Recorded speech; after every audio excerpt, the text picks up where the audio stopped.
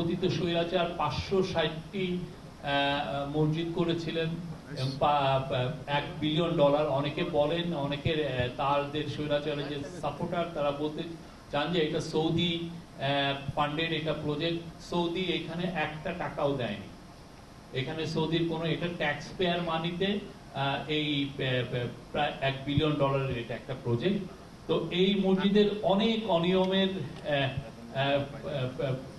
কথা উঠে এসছে, অনেক ধরনের অনিয়ম। এমন হচ্ছে যে দেখা যাচ্ছে যে একটা, যেমন একটা পার্টিকুলার এক খুবই ইনফ্লুয়েন্সিয়াল মিনিস্টার তার কনস্টিটিউয়েন্সিতে, যেখানে শহরে না করে উনি 8 কিলোমিটার দূরে যেখানে উনি একটা রিসোর্ট করছেন, সেই রিসোর্টের ওইখানে উনি মসজিদটা করেছেন সরকারি টাকায়, একটা মসজিদ 17 কোটি টাকা। এবং কেউ কেউ বলছেন যে এই মসজিদটা যদি সরকারিভাবে ভালোভাবে, মানে এইটার মধ্যে যে পরিমাণ করাপশন হয়েছে এটা যদি না হতো, এই মসজিদগুলো হয়তো বা অর্ধেক দামে, যেগুলো আমরা দেখেছি যে এটা এক একটা কস্টিং 15 থেকে 17 কোটি টাকা লেগেছে, সেটা হয়তো বা 7-8 কোটি টাকায় করা যেত।